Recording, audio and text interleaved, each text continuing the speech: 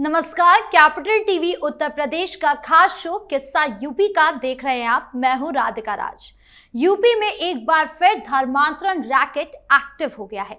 एक तरफ जहां छांगुर जैसे धर्मांतरण मास्टरमाइंड पर यूपी पुलिस लगातार एक्शन ले रही है, तो वहीं दूसरी तरफ धर्मांतरण के मामले सामने आ रहे हैं। और इसी कड़ी में वाराणसी से खबर सामने आई, जहां एक मुस्लिम युवक ने 12 साल की हिंदू लड़की से निकाह किया, जिसमें 5 लोग गिरफ्तार भी हुए। यही नहीं, ऐसा ही एक और मामला बरेली से भी सामने आया, जहां बरेली में एक अवैध मदरसे में चल रहे धर्मांतरण रैकेट का पुलिस ने पर्दाफाश किया। यानी एक तरफ धर्मांतरण के मामले बढ़ रहे हैं, तो दूसरी तरफ यूपी पुलिस लगातार एक्शन भी ले रही है। लेकिन कट्टरपंथियों का मासूमों पर निशाना बनाना गंभीर चिंता का विषय बना है।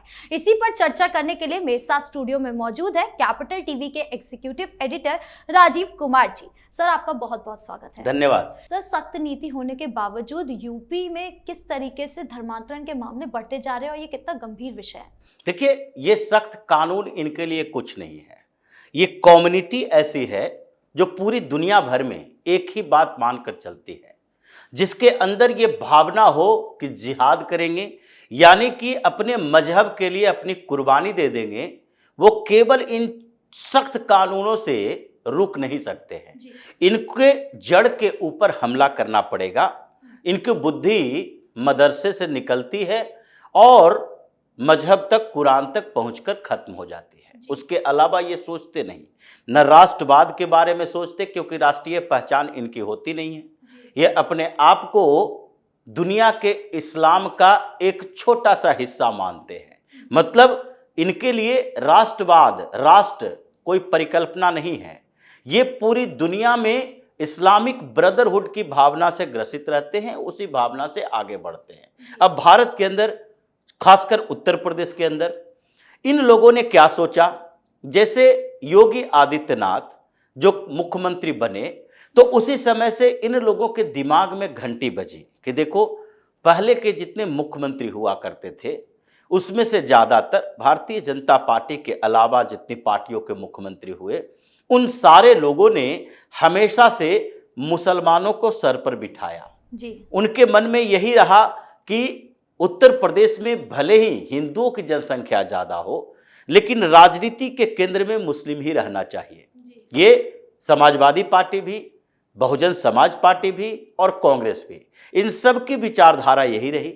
लेकिन भारतीय जनता पार्टी हिंदुत्व के आधार पर राजनीति करती है और हिंदुत्व इनके नेताओं के अंदर बसे हुए हैं, तो इसलिए इनकी विचारधारा अलग रही। लेकिन कल्याण सिंह मुख्यमंत्री बने और इधर योगी आदित्यनाथ मुख्यमंत्री बने, तो जो पहले के मुख्यमंत्री हुए, जो भारतीय जनता पार्टी के दूसरे नेता हैं, वो भले ही हिंदुत्व की बात करें, लेकिन वो पूरी तरह से हिंदुत्व के रंग में नहीं दिखते।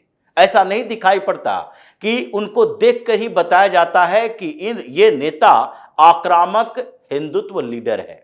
लेकिन योगी आदित्यनाथ वैसे तो है नहीं। ये मठ से निकले हैं, महंत हैं और उसमें भी भगवा धारण करते हैं और हिंदुत्व को जीते हैं, खाते हैं, रहते हैं और उसी के साथ आगे बढ़ते हैं। तो ऐसे में सबसे पहले इन लोगों ने टारगेट करना शुरू किया और टारगेट करने के लिए मौलानाओं को आगे नहीं बढ़ाया, बल्कि विपक्ष के कुछ नेताओं को आगे बढ़ाया, जो इनको टारगेट करने के लिए इनके कपड़ों पर तंज कसना शुरू कर दिया कि महंत हैं, मठ में जाएं, साधु हैं, तो राजनीति में क्या काम है। लेकिन वो इन चीजों से विचलित नहीं हुए और अपने तरीके से आगे बढ़ते रहे। फिर क्या हुआ, लॉ एंड ऑर्डर के सिचुएशन क्रिएट हुए, तो उसमें योगी आदित्यनाथ ने बुलडोजर एक्शन शुरू कर दिया और उससे सबसे ज्यादा परेशान मुस्लिम हुआ।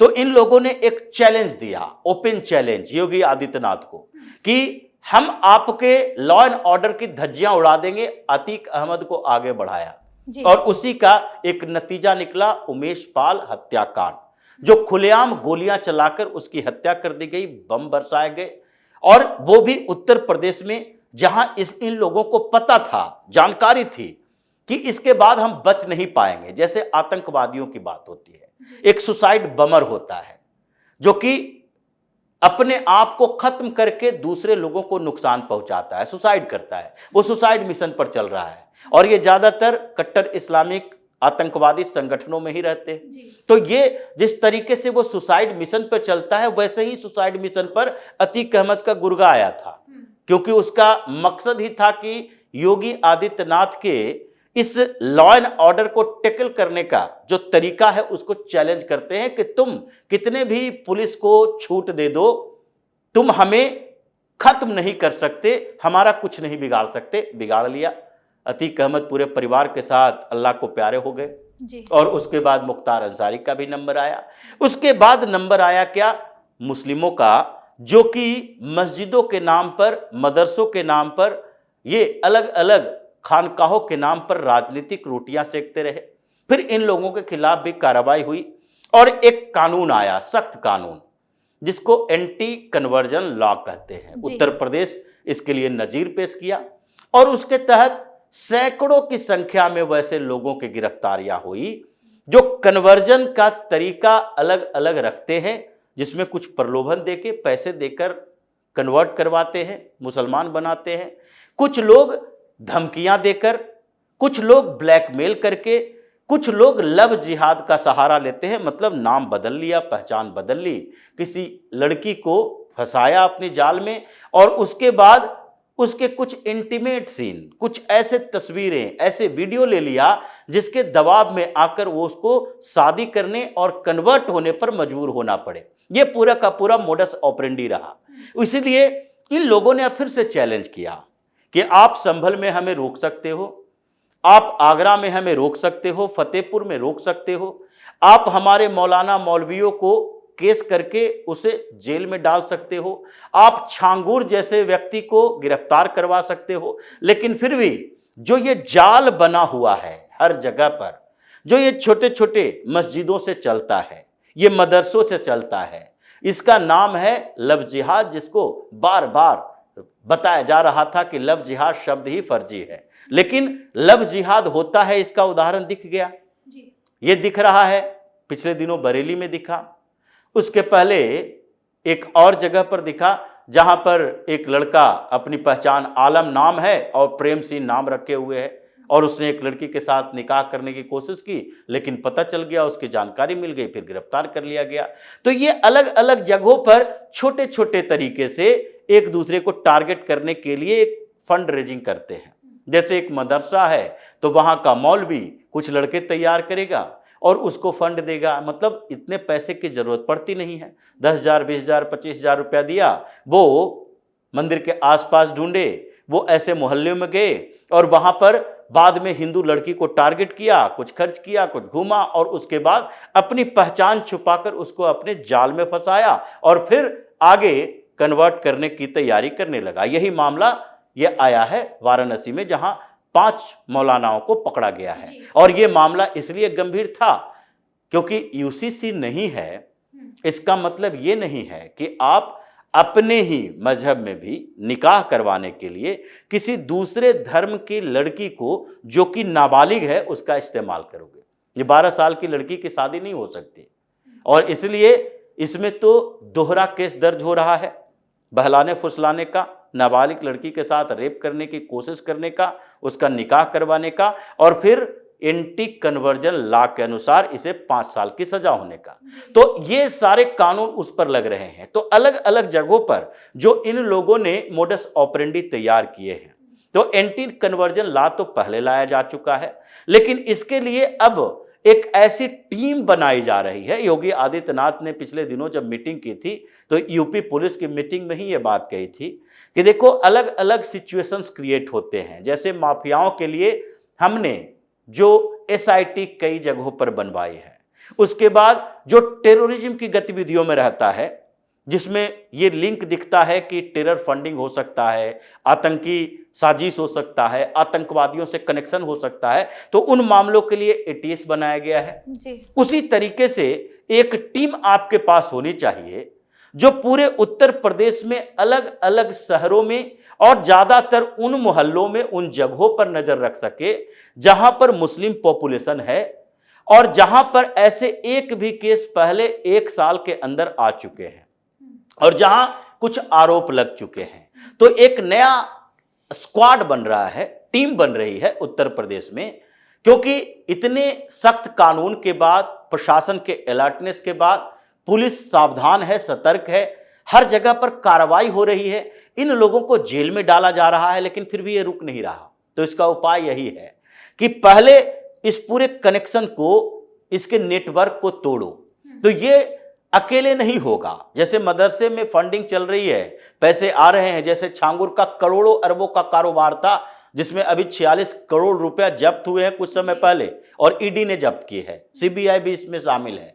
और उसके बाद अलग अलग जगहों पर जो ये लोग उसके ब्रांचेज खोले हुए थे, और मदरसों से, मस्जिदों से फंडिंग होती है। जैसे इन लोगों को अब तक क्यों नहीं पकड़ा गया? तौकीर रजा है, ये मदनी है, ये जहर फैलाता है, और उस जहर के साथ साथ ये लोगों को ट्रेंड करता है, माइंड वॉश करता है मुस्लिम युवाओं को कि देखो, सामान्य तरीके से हम इस देश में सियासत में अभी भारतीय जनता पार्टी को चुनौती नहीं दे सकते, तो इसके तरीके अपनाओ।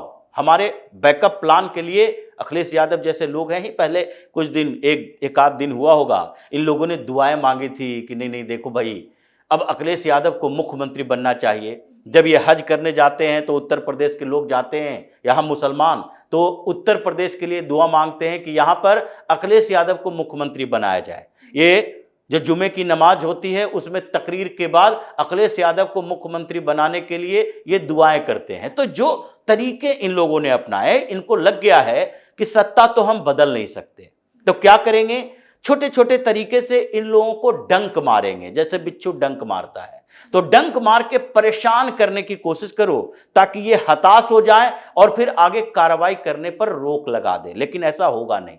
जो स्क्वाड बन रहा है, जो ये नई टीम बन रही है, एटीएस की तरह, एसआईटी की तरह, वो टीम हर जिलों में होगी और उसको लखनऊ से संचालित किया जाएगा, और वो हर जिलों में निगरानी इस बात के लिए करेगा कि ये मौलाना गैंग किस तरीके से अलग अलग मोडस ऑपरेंडी के तरीके से ये अलग अलग जगहों पर जमीन जिहाद, वोट जिहाद, लव जिहाद या फिर कोई और जिहादी गतिविधियों में संलिप्त है, उसको क्रैक किया जाए, उस पर कार्रवाई किया जाए और उसको गिरफ्तार करके इन लोगों को बताया जाए कि उत्तर प्रदेश में रहना है तो ये जिहादी गतिविधियों से जुड़े हुए कोई काम यहां नहीं कर पाओगे। सर, धर्मांतरण रैकेट के जितने भी हम देखते हैं कि उनका विजन क्या होता है, वो चाहते हैं कि इस्लामिक राष्ट्र बनाना ज़्यादातर, और डेमोग्राफिक चेंज को लेकर जो मुद्दा भी चल रहा है उसमें भी यही दिखाया जा रहा है कि मकसद यही है, ज़्यादातर मुस्लिम आबादी बढ़ाने का यही मकसद है कि इस्लामिक राष्ट्र बनाया जाए। क्या इनका मकसद कभी पूरा हो पाएगा? देखिए, इस्लामिक राष्ट्रवाद की कोई बात ही नहीं है। बार बार हम इस बात का जिक्र करते हैं कि राष्ट्रवाद की भावना इस्लाम में है ही नहीं। इस्लामिक राष्ट्र क्या होता है? ये पूरे दुनिया का इस्लामीकरण करना चाहते हैं। वो आज से नहीं, मोहम्मद साहब के बाद से ही अफ्रीका में एक्सपेंड हुआ, उसके बाद यूरोप की तरफ बढ़ा, स्पेन के युद्ध में पराजित होने के बाद यूरोप की तरह ज़्यादा नहीं बढ़ पाया। ट्राइबल कल्चर अफ्रीका में थी, अफ्रीका के कई देश इस्लामीकरण का शिकार हो गए, वो इस्लामिक कंट्री बन गए। फिर वो भारतीय प्रायद्वीप की तरफ आया तो यहाँ एक स्थापित धर्म जिसको सनातन कहते हैं वो था।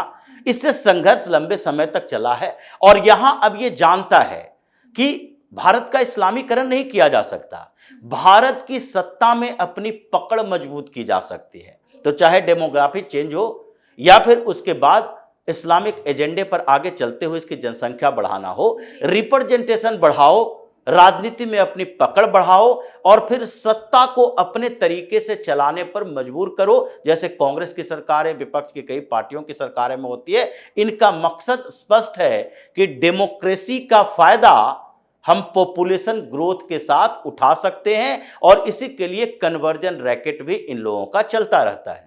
इस मुद्दे पर ज्यादा जानकारियों के लिए आपका बहुत बहुत धन्यवाद। धन्यवाद। तो धर्मांतरण को लेकर सरकार की सख्त नीतियों के बाद भी धर्मांतरण के मामले जिस तरीके से हर जिले में सामने आ रहे हैं, ये अपने आप में बड़ा गंभीर मुद्दा है, जिसको लेकर योगी सरकार को सख्त कानून लाने की तैयारी भी चल रही है। ये देखना होगा कि सीएम योगी किस तरह से नीति लेकर आते हैं। आपको क्या लगता है, कमेंट बॉक्स में जरूर बताएं। वीडियो को लाइक कीजिए, शेयर कीजिए और चैनल को सब्सक्राइब करना ना भूलें। धन्यवाद।